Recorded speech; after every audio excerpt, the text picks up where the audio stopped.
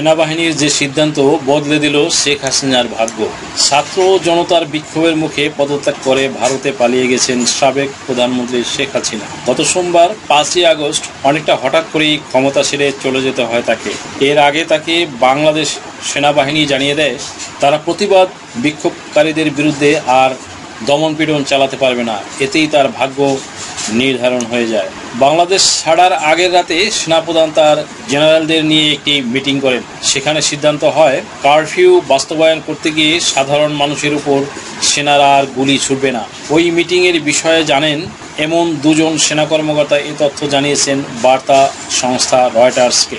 রয়টার্সের প্রতিবেদনে বলা হয় সিদ্ধান্তের পরেই সেনাপ্রধান জেনারেল ওয়াকারুজ্জামান ছুটে যান গণভবনে। তিনি শেখ হাসিনাকে এই বার্তা দেন যে তিনি যে লকডাউন আহ্বান করেছেন তা বাস্তবায়নে অক্ষমতা প্রকাশ করেছেন তার সেনারা।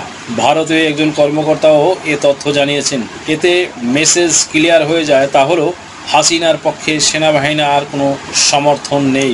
এতে আরও বলা হয় সেনাবাহিনীর শীর্ষ পদের কর্মকর্তাদের অনলাইন মিটিং এবং তারপর শেখ হাসিনাকে যে বার্তা দেওয়া হয়েছে সে বিষয়ে এর আগে কোনো রিপোর্ট প্রকাশ হয়নি। শেখ হাসিনা 15 বছর যেভাবে শাসন করেছেন তাও উঠে আসে। বিন্দুমাত্র ভিন্ন মত পোষণ করেন এমন ব্যক্তির বিরুদ্ধে ব্যবস্থা নিয়েছেন তিনি। এসবের কারণে বিশৃঙ্খলা পরিস্থিতির সৃষ্টি হয় আর আকস্মিকভাবে সোমবার তার ইতি ঘটে। তিনি পালিয়ে চলে যান ভারতে। এর আগে দেশ জুড়ে কারফিউ দেওয়া হয়, তাতে রবিবার কমপক্ষে 91 জন নিহত ও কয়েকশো মানুষ আহত হয়। জুলাইয়ে ছাত্রদের নেতৃত্বে প্রতিবাদ বিক্ষোভ শুরু হয়। এটাই ছিল সবচেয়ে ভয়াবহ প্রাণহানির দিন। সেনাবাহিনীর মুখপাত্র লেফটেন্যান্ট কর্নেল সামিউদ্দৌলা চৌধুরী নিশ্চিত করেছেন রবিবার সন্ধ্যার আলোচনার বিষয়। তিনি বলেছেন এটা ছিল নিয়মিত মিটিং, সেখানে আপডেট নিয়ে আলোচনা হয়েছে। ওই মিটিংয়ে সিদ্ধান্ত গ্রহণের বিষয়ে বাড়তি প্রশ্ন করা হলে তিনি বিস্তারিত জানাতে অস্বীকৃতি জানায়। এ বিষয়ে শেখ হাসিনা বা তার ছেলে সজীব ওয়াজেদ জয়ের কোনো মন্তব্য পাওয়া যায়নি। রয়টার্স এসব নিয়ে 10 জন মানুষের সঙ্গে কথা বলেছে যারা বিষয়টি সম্পর্কে জানেন। এর মধ্যে আছেন 4 জন সেনা কর্মকর্তা এবং বাংলাদেশের অন্য 2 জন সূত্র। তারা বিষয়টি স্পর্শকাতর বলে নাম প্রকাশ করতে চাননি। গত 30 বছরের মধ্যে 20 বছর বাংলাদেশ শাসন করেছেন শেখ হাসিনা। জানুয়ারিতে তিনি টানা 4র্থ দফায় নির্বাচিত হন। এর আগে বিরোধী দলের হাজার হাজার নেতাকর্মীকে গ্রেপ্তার করেন। প্রধান বিরোধী দল নির্বাচন বর্জন করে। তিনি কঠোর হস্তে ক্ষমতা কুক্ষিগত করেছিলেন, কিন্তু শেষ পর্যন্ত আদালতের এক রায়কে কেন্দ্র করে তার সেই ক্ষমতা চ্যালেঞ্জে পড়ে। ছাত্রদের আন্দোলনের সেই রায় পরে সংশোধন করা হয়, কিন্তু প্রতিবাদ বিক্ষোভ রূপ নেয় শেখ হাসিনাকে ক্ষমতাচ্যুত করার আন্দোলনে। শেখ হাসিনার উপর থেকে সমর্থন প্রত্যাহারের সিদ্ধান্ত প্রকাশ্যে জানাননি সেনাপ্রধান ওয়াকারুজ্জামান, কিন্তু প্রতিবাদ বিক্ষোভের আকার এবং কমপক্ষে 241 জনের মৃত্যু শেখ হাসিনাকে সমর্থন দেওয়ার ক্ষেত্রে অসম্ভব করে তোলে। এমনটি বলেছেন বাংলাদেশ সেনাবাহিনীর সাবেক 3 জন সিনিয়র কর্মকর্তা। অবসরপ্রাপ্ত brigadier general M Sakhawat Hossain বলেছেন সেনাদের ভেতর ব্যাপক পরিমাণে অস্বস্তি ছিল। সম্ভবত এজন্যই চিফ অফ আর্মি স্টাফের উপর চাপ সৃষ্টি হয়েছিল, কারণ সেনারা ব্যারাকের বাইরে এবং তারা দেখতে পাচ্ছিলেন কি ঘটছে।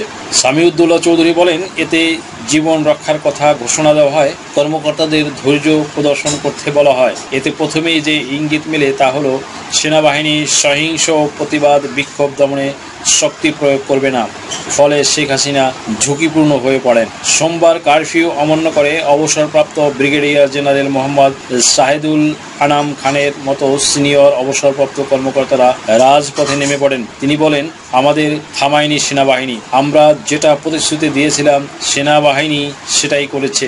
অনির্দিষ্টকালের দেশ জুড়ে কারফিউয়ের প্রথম দিন সোমবার শেখ হাসিনা গণভবনের ভেতরে অবস্থান করেন। এটি রাজধানী ঢাকায় ভারী নিরাপত্তা প্রহরী বেষ্টিত প্রধানমন্ত্রীর সরকারি বাসভবন। এর এই বাইরে রাস্তায় রাস্তায় জনতার ঢল নামে। লাখ লাখ মানুষ শেখ হাসিনাকে ক্ষমতাচ্যুত করতে রাজধানীর ঢাকার রাস্তায় নেমে আসে। পরিস্থিতি নিয়ন্ত্রণের বাইরে চলে যেতে থাকে। ভারতীয় কর্মকর্তা এবং বাংলাদেশের 2 জন ব্যক্তি যারা এই বিষয়ে জানেন তারা বলেন এমন অবস্থায় দেশ ছেড়ে পালানোর সিদ্ধান্ত নেন 76 বছর বয়সী এই নেত্রী। বাংলাদেশের একটি সূত্র বলেছেন শেখ হাসিনা এবং তার ছোট বোন শেখ রেহানা এ সময় একসঙ্গে ছিলেন। তারা সিদ্ধান্ত নেন পালিয়ে যাবেন। দুপুরের দিকে তারা ভারতের উদ্দেশ্যে দেশ ছাড়েন। মঙ্গলবার পার্লামেন্টে ভারতের পররাষ্ট্রমন্ত্রী এস জয়শঙ্কর বলেন, জুলাই মাস জুড়ে আলোচনার মাধ্যমে পরিস্থিতি সমাধানের জন্য বিভিন্ন রাজনৈতিক মহলের প্রতি আহ্বান জানিয়েছিলেন নয়াদিল্লি। আশা করি ভিডিওটি থেকে সামান্যতম হলেও উপকৃত হয়েছেন। যদি ভিডিওটি আপনাদের সামান্যতম উপকারে আসে তাহলে রিকোয়েস্ট করব চ্যানেলটি লাইক, শেয়ার, কমেন্টস এবং সাবস্ক্রাইব করে পাশে থাকা বেল আইকনটি প্রেস করে দিন, যাতে পরবর্তী ভিডিওর নোটিফিকেশনটি খুব সহজেই পেয়ে যান। সো আজকের মতো এখানেই শেষ করছি। দেখা হবে অন্য কোনো দিন, অন্য কোনো ভিডিওতে, অন্য কোনো আইনি কন্টেন্ট নিয়ে। সেই পর্যন্ত সকলে ভালো থাকুন, সুস্থ থাকুন, নিরাপদে থাকুন। আবারও সবাইকে ধন্যবাদ জানিয়ে এখানেই শেষ করছি। আল্লাহ হাফেজ। দেশ ও বিদেশ থেকে যে কোনো ধরনের হলফনামা, এফিডেভিট নিতে চান, কাবিননামা, নিকানামা যে কোনো ভাষায় অনুবাদ করে বিভিন্ন মন্ত্রণালয়, ইসলামিক ফাউন্ডেশন থেকে সত্যায়িত করে নিতে চান, শিক্ষা সনদ বা অন্য যে কোনো ধরনের ডকুমেন্ট শিক্ষা বোর্ড, শিক্ষা মন্ত্রণালয় থেকে সত্যায়িত করে নিতে চান, ধর্ম পরিবর্তন করে কোর্ট ম্যারেজ করতে চান, কুরিয়ার, ইমেইল, হোয়াটসঅ্যাপ, ইমো, মেসেঞ্জারিতে ডেলিভারি নিতে পারবেন। তাছাড়াও সরাসরি এসেও নিতে পারবেন। Mobile number 01724583880।